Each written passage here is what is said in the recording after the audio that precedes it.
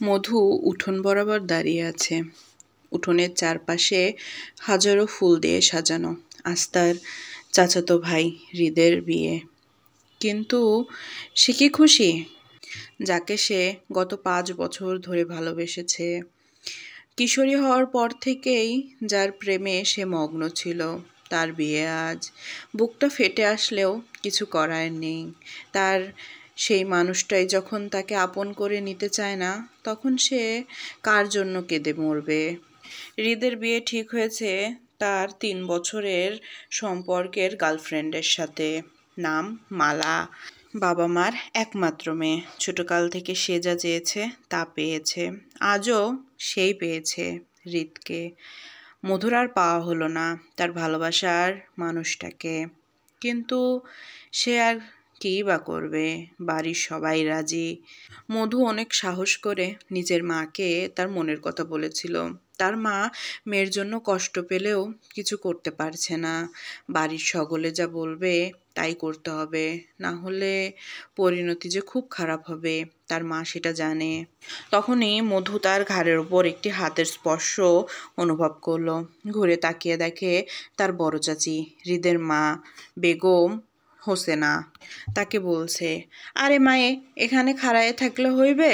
তোর ভাইয়ের বিয়া, যায় একটু সাজগুজ, তোরেই তো মেলা মানুষ দেখবে নে। কিছুদিন পরে তোরেও বিয়া দিয়ে দিমুনি। যা এখন সাজেগা যা। এটা বলেই উনি চলে গেলেন। মধুর নজর এখনো টিকেই আছে দোতলার সেই দ্বিতীয় দরজার দিকে। হৃদের ঘর। কত সাহস করেই হৃদকে বলেছিল সে, আমি আপনাকে ভালোবাসি। আর হৃদ তার এই কথা শোনা মাত্রই এক থাপ্পড়ে তাকে বেহুশ করে দিয়েছিল। সে ধীর পায় দোতলায় উঠছে। তার পা থামলো হৃদের দরজার সামনে। ভেতরে উকি দিয়ে দেখলো হৃদের বন্ধুরা সব তাকে বিয়ের জন্য রেডি করছে। এক মুহূর্তে হৃদ আর মধুর চোখে চোখ পড়ে। মধু মুচকি হেসে সেখান থেকে চলে যায়। হৃদও তাকে না দেখার ভান করে আবার পুনরায় রেডি হতে শুরু করে। 1-2 ঘন্টার মধ্যে বাড়ির সবাই রেডি। একে একে সবাই নিচে নেমেছে। হৃদও বাড়ির মাঝামাঝি যেই সোফাটা রাখা আছে সেটাতে বরবেশে বসে রয়েছে। একটা নূপুরের আওয়াজে যেন বাড়িটা থমকে গেছে। সবাই চোখ তুলে তাকিয়েছে সিঁড়ির দিকে। লাল শাড়ি পরে, পায়ে আলতা দিয়ে, মাথায় বেলি ফুলের গাজরা গোজা, সুন্দর করে নামছে। দেখে কেমন যেন গ্রামের বধূ মনে হচ্ছে। হৃদ কিছুক্ষণ মধুর দিকে তাকিয়ে থেকে তার নজর সরিয়ে নিল। সবাই তাড়াহুড়ো করে গাড়িতে উঠে পড়েছে। ওঠেনি এখনো মধু। কিন্তু আশ্চর্য বিষয়, তার বসার সিট পড়েছে হৃদের পাশে। সে উঠে হৃদের পাশে বসলো আর মুচকি হেসে বলল, কংগ্রাচুলেশন হৃদ ভাই, আশা করি আপনি আপনার স্বপ্নের রাজকুমারীকে আজ পেয়ে যাবেন। 2 ঘন্টার মধ্যে গাড়ি এসে থেমেছে মালার বাড়ির সামনে। কিন্তু কোনো হই হুল্লোড় নেই। বর এসেছে তাতে যেন কারোর মন খুশি নয়। হৃদরা ভিতরে যেয়ে দেখে যে বাড়ি শূন্য শূন্য লাগছে। আত্মীয় স্বজনরা মরা মুখ করে বসে আছে। হৃদের অনেকটা খটকা লাগে। তখন হৃদ মালার বাবাকে জিজ্ঞাসা করে, আঙ্কেল, মালা কই? পেছন থেকে মধু ফিসফিস করে বলে ওঠে, ঘর বাড়ি এত সাজানো কেন চাচা? হৃদের কানে সেটা গেলেও সে ইগনোর করে। এখন সে রাগ করে তার নিজের মুড খারাপ করবে না। মালার বাবা হর করে কেঁদে উঠে বলে, বাবারে, আমারে মাফ করে দে। আমার মেয়ে পলাইছে, সকাল থেকে খুঁজে পাচ্ছি না। তোমাদের কারো কাছে যে কল দিয়ে কমো তার সাহসও আমি পাই নাই। আমারে মাফ কইরা দাও। আমি মেয়েরে সকল জায়গায় খুঁজিছি, কিন্তু মেয়েরে পাই নাই। মেয়ের ফোনেও কল দিতেছি, মেয়ে ফোনও ধরে না। আমি যে কি করব না বুঝতে পারে তোমারে কই নাই। এই কথা কানে যেয়ে পৌঁছালো জালালউদ্দিনের, হৃদের বাবা। সে রেগে মেগে ফায়ার। সে চিৎকার করতে করতে বলা শুরু করলো, আইজ আমি ছেলের বিয়ে না দিয়ে এই বাড়িতে যাবো না। কইনতে মেয়ে নিয়ে আইবেন আমরা জানি না। গত 2 ঘন্টা ধরে অনেক মানুষ দ্বারাই মালার খোঁজ নেওয়ার চেষ্টা করেছে হৃদ, কিন্তু মালা এমনভাবেই উধাও হয়েছে যে তাকে কোথাও খুঁজে পাওয়া যাচ্ছে না। তার কোনো হদিশই নেই। সে যেন পরি হয়ে হাওয়ার সাথে মিলে গিয়েছে। জালালউদ্দিন এখন আরো ক্ষেপে গেলেন। খুব চিল্লাচিল্লি শুরু করলেন। মধুর বাবা আনান আহমেদ বলে উঠল, ভাই, যা করবা তাড়াতাড়ি করো, এখন যদি বাড়ি না ফিরি বউ নিয়ে, আমাদের এলাকায় আমাগো মান ইজ্জত নষ্ট হয়ে যাবে গা। মধু একটু বাঁকা হেসে হৃদের সামনে দিয়ে হেঁটে যেয়ে ব্যাগ থেকে একটা ওষুধ বের করে জালালউদ্দিনের দিকে আগিয়ে দিয়ে বলে, বড় আব্বা, এই ওষুধটা খায় নেন, আপনার তো প্রেশার হাই, যদি বেশি হাই হয়ে যায় খুব খারাপ লাগবো। জালালউদ্দিন মধুর আপাতমস্তক দেখে হঠাৎ করে চিল্লিয়ে উঠে বলে উঠল, কাজীকে ডাকো, বিয়ে এখনই হবে, আর বিয়ে মধুর সাথে হবে। হৃদ বসা থেকে দাঁড়িয়ে চিচিয়ে বলে উঠল, আমি মধুকে বিয়ে করব না, ও আমার চাচাতো বোন হয়, ওকে আমি বিয়ে করতে পারবো না।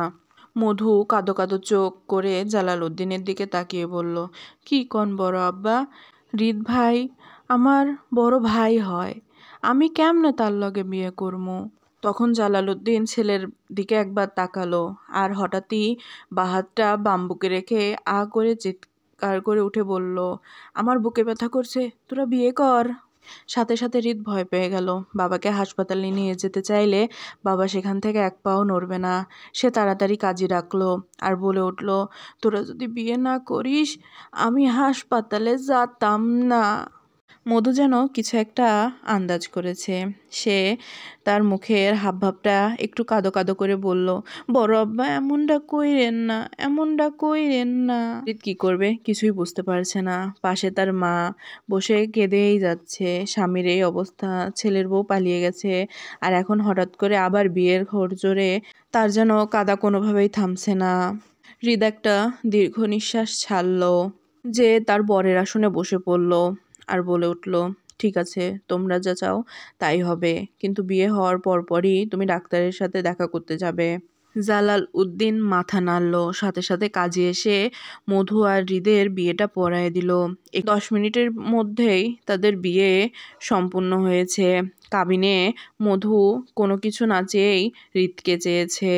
হৃদরা যখন বাড়ি থেকে বের হবে তখনই দেখলো মালা বধূবেশে বাড়ির গেটের সামনে দাঁড়িয়ে আছে। মনে হচ্ছে অনেকটা দূর দৌড়ে এসেছে।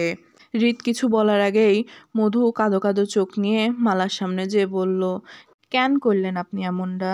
নিজের হাতে নিজের বিয়েটা নষ্ট করা কি খুব সুন্দর কাজ? এই কথা বলেই সে মালাকে জড়িয়ে ধরল আর কানের কাছে ফিসফিস করে বলে উঠল, সাবধানে থাইকেন, মুখ ফসকে কিছু বইলে দিয়েন না, না হইলে কি হইতে পারে সেটা আপনিও জানেন। মধু মালাকে ছেড়ে দিয়ে আবার চোখ মুছতে মুছতে গাড়িতে উঠল। হৃদ মালার দিকে অনেকক্ষণ তাকিয়ে থেকে সেও গাড়িতে উঠে বসলো। মনে তার অনেক অভিমান, কেন করলো মালা এরকমটা। মালা তাকিয়ে আছে সেই চলে যাওয়া গাড়ির দিকে। সে ধীরে ধীরে বাড়ির ভিতরে ঢুকলো। ঢুকেই দেখলো তার বাবা বসে আছে। তাকে দেখে তার বাবা উঠে এসে একটা থাপ্পড় মারলো আর বুকে জড়িয়ে ধরে কাঁদা শুরু করলো। কেন করলি মা, তুই কেন করলি এমনটা? 2 ঘন্টা পর বিয়ের গাড়ি তাদের বাড়ির সামনে এসে থামলো। হৃদ হনহন করে বের হয়ে তার রুমে যেয়ে রুমের দরজা বন্ধ করে দিয়েছে। মধু লিভিং রুমে ছোপায় বসে আছে। জালালউদ্দিনকে তার সামনে বসা দেখে বলে উঠল, বড় আব্বা, ডাক্তার কি আমি ডাকবো? জালালউদ্দিন একটু বাঁকা হেসে বলে উঠল, না রে মা, আর ডাকার দরকার নাই, যা হবার তা হয়ে গিয়েছে। রাতের খাবার পর সবাই নিজ নিজ ঘরে চলে গেছে। এতক্ষণে অনেক আত্মীয় স্বজনও তাদের বাড়ি চলে গেছে। মধু খাবার খেয়ে আর হৃদের জন্য খাবার নিয়ে গুটি গুটি পায়ে হৃদের দরজার সামনে আসে। দরজাটা খুলেই দেখে হৃদ সোফায় বসে আছে। সামনে তার অনেকগুলো সিগারেটের প্যাকেট, আর সিগারেট যেগুলো সে খেয়ে ফেলেছে তার ছোট ছোট অংশ পড়ে রয়েছে সোফার চারপাশে। পুরো রুমটা সিগারেটের গন্ধে ভরা। মধু খাবারটা হৃদের সামনে রেখে পর্দা সরিয়ে জানলাগুলো খুলে দিল আর রুম ফ্রেশনার মারলো আর বলা শুরু করলো, কী বা করবেন হৃদ ভাই, আপনার যখন বিয়ে তার সাথে লেখা নেই, এখন বসে বসে কেঁদে কোনো লাভ আছে? হৃদ সোফা থেকে উঠে হনহন করে মধুর কাছে এসে মধুর চুল টেনে বলে উঠল, আমাকে খেপাস না রে মধু, সারা জীবন কাঁদবি। মধু নিজের চুলগুলো হৃদের হাত থেকে ছাড়াতে ছাড়াতে বলল, আপনার স্পর্শের কারণে যদি আমার কাদা লাগে আমি সেটা মেনে নিতেও রাজি। হৃদ হাতের কাছে পাওয়া ফুলদানিটা আয়নার দিকে ছুঁড়ে মারল। সাথে সাথে আয়না চূর্ণ বিচূর্ণ হয়ে গেল। মধু একটু মুচকি হেসে বলল, ভালোই করছেন, রুমটারে একটু রেনোভেট করানোর দরকার ছিল, অন্য কাউরে ভাঙাচুরি করা লাগলো না, আপনিই ভাঙা ফেলছেন। যাই হোক, একটা কাজ করেন, খায়া দায়া নিয়ে ফ্রেশ হইয়া বড় আব্বুর সাথে একটু দেখা করে আসেন, বিয়ের পরে যায় তো তার অবস্থাটাও জিগাইলেন না। বাবার কথা মনে পড়তেই রিত তাড়াহুড়ো করে নিচে চলে যায়। বাবাকে দেখে যখন রুমে ফেরত আসে তখন দেখে মধু বিছানার বাম সাইডে শুয়ে পড়েছে। সে ওয়াশরুমে চলে যায়, ফ্রেশ হয়ে আসে, না খেয়েই সেও ঘুমিয়ে পড়ে। 1 সপ্তাহ হয়ে গিয়েছে বিয়ের। রিত এখনও তার অফিসে যায়নি। এই 7 দিন বাড়িতেই ছিল সে। আজকে হঠাৎ করেই তার বন্ধু রাকিব তার সাথে দেখা করতে এসেছে। তার রুমে বসেই তারা গল্প করছিল। মধু একটু আগে নাস্তা দিয়ে গেছে। কথায় কথায় রাকিব রিতকে বলল, বন্ধু জানিস, সেদিনকেই নাকি মালার বিয়ে তার চাচাতো ভাই আরিফের সাথে হয়ে গিয়েছিল। কিভাবে কেমনে কি হয় আমি তা জানি না, হুট করেই গতকাল আমার চাচাতো ভাইয়ের মাধ্যমে সেটা জানতে পারি। কিছুক্ষণ চুপ থেকে হঠাৎ করে জিজ্ঞেস করলো, সেদিনকেই হয়েছে? রাকিব উত্তর দিল, হ্যাঁ সেদিনকেই হয়েছে শুনেছি। হৃদ ওপর নিচে মাথা নাড়ল। তার জন্য হঠাৎ কি হলো? সে নিচে তার বাবাকে যেয়ে বলল, বাবা আমি মধুকে নিয়ে একটু বেরোতে চাচ্ছি। জালালউদ্দিন ছেলের দিকে অবাক হয়ে তাকিয়ে জিজ্ঞেস করলো, কোথায় যেতে চাও তোমরা? হৃদ বলে উঠল, হয়তো কক্সবাজার যাব। মধুও সেখানেই ছিল। হৃদের কথা শুনে সে অনেকটা অবাক হলো। হঠাৎ হইল কি এই মানুষটার, যে মানুষ 2 দিন আগেও তাকে চোখে সহ্য করতে পারতেছিল না, আজকে তাকে নিয়ে কক্সবাজার যাওয়ার চিন্তা যে তার। হৃদ মধুকে উদ্দেশ্য করে বলল, রুমে যা, যে প্যাকিং কর, আমি আসছি একটু পরে। মধুও ভালো মেয়ের মতোই রুমে গেল, প্যাকিং করা শুরু করলো। কিন্তু তার ব্রেনে অন্য কিছুই চলছে। মনে মনে ভাবছে, যদি কক্সবাজার নিয়ে যেয়ে বেচে দেয় অথবা পানিতে ডুবিয়ে মেরে ফেলে। আধা ঘন্টা পর হৃদ রুমে আসলো। হৃদের দিকে কাঁদো কাঁদো চোখ করে মধু বলে উঠল, আমাকে বেচেন না প্লিজ। অনেকটা অবাক হয়ে মধুর দিকে তাকালো। বেচবো না মানে? আপনি আমারে কক্সবাজার লইয়া যেয়ে বেচতে চাচ্ছেন, আমি জানি। মধু বলে উঠল। হৃদ আস্তে আস্তে মধুর কাছাকাছি এসে ওকে বলল, তোকে বেচলে তো আমি 2 টাকাও পাবো না, খালি খালি নিয়ে যাওয়ার কষ্ট করব কেন? মধু জিজ্ঞেস করলো, আপনি আমারে বেচবেন না নে? হৃদ উত্তর দিল, তোর কি মনে হয়? এটি বলে সে শাওয়ার নিতে চলে গেল। শাওয়ার নিয়ে এসে বের হয়ে বলল, আজ রাত্রে আমাদের বাস, রেডি থাকিস। এই বলে হৃদ বাড়ি থেকে বেরোয় গেছে। সে এসে দাঁড়িয়েছে একটি ক্যাফের সামনে। ক্যাফের ভিতরে যেতেই দেখে একটি মেয়ে শাড়ি পরে সেখানে বসে কফি খাচ্ছে।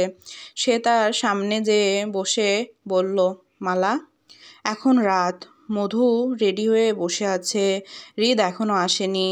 হঠাৎই তার শাশুড়ি বেগম হোসেনা তারে বলল, দেখ মা, চেষ্টা করিস হৃদের মন মানানোর জন্য।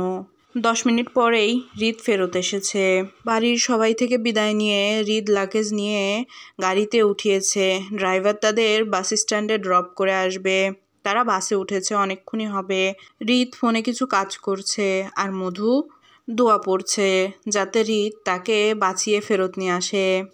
পরের দিন সকালে তারা কক্সবাজার যেয়ে পৌঁছালো। হৃদ যে 5 স্টার হোটেল বুক করেছিল তাতে তারা উঠলো।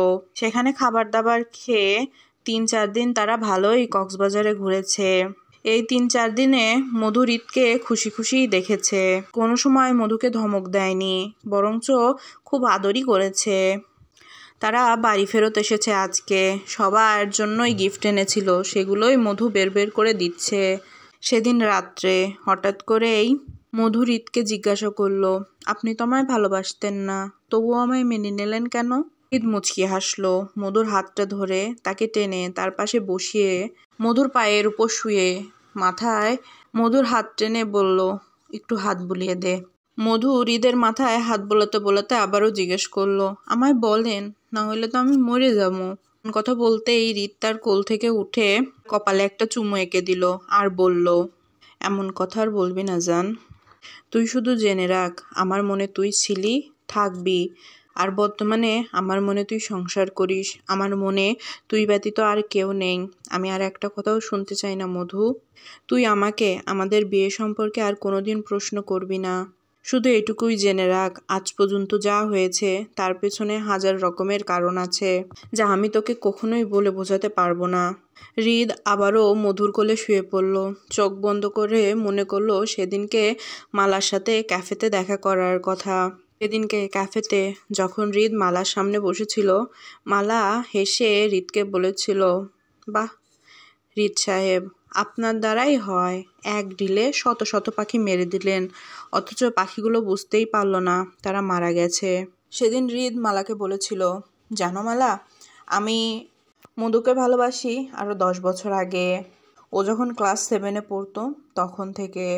কিন্তু আমাদের বাড়িতে তো কাজিন ম্যারেজ কোনো সময় মেনে নেবে না, এটাও জানতাম। তাই তো তোমার সাথে প্রেমের অভিনয় করা, আর এই বিয়ের অভিনয়টা। আমি আমার বাবাকে তোমাদের ফ্যামিলি ব্যাকগ্রাউন্ড এমনভাবে বলেছিলাম যা তার খুবই অপছন্দ। তাই তো সেদিনকে যখন মধু আমাকে তার ভালোবাসার কথা বলেছিল, আমি তাকে থাপ্পড় মেরেছিলাম আর নিষেধ করেছিলাম আমাকে ভালোবাসতে। কারণ আমি দেখেছিলাম বাবা সেখানে আছেন। আমি জানতাম আমার বাবা তোমাদের এতটাই অপছন্দ করে যে সে মধুকে নিজের বৌমা বানাতে রাজি হয়ে যাবে। তাই তো বিয়ের দিন তারা লোক খাটিয়ে তোমাকে কিডন্যাপ করে আর আমাদের পুরনো গুদামে আটকে রাখে। আমি প্রথম ভেবেছিলাম পুরো বুদ্ধিটা হয়তো আমার বাবার হবে, পরে শুনি না পুরো বুদ্ধিটা হবু বৌমার, আর শ্বশুর তা কার্যকর করেছে। তাদের কাছে হয়তো মনে হয়েছিল যে তাদের প্ল্যান সাকসেস হয়েছে, কিন্তু তারা তো আর জানে না গত 2 বছর ধরে করে আসা আমার প্ল্যানটা সাকসেস পেয়েছে। তাদের যাতে কোনো সন্দেহ না হয় তাই তাদের প্ল্যান অনুমতি আমি নাটক করে গিয়েছি। আমি ভেবেছিলাম হয়তো তোমার ফ্যামিলি 1-2 দিন দেরি করে তোমার বিয়ে তোমার চাচাতো ভাইয়ের সাথে দেবে, কিন্তু কিছুদিন পরে শুনি তোমার চাচাতো ভাইয়ের সাথে সেদিনই তোমার বিয়ে হয়ে গিয়েছিল। মালা তখন বলে ওঠে, হ্যাঁ সরি, আমার আসলে অনেক কাজের মধ্যে আপনাকে বলার কথা মনে ছিল না। হৃদ তখন বলে ওঠে, আরে সমস্যা নাই, এতে আরো ভালোই হয়েছে।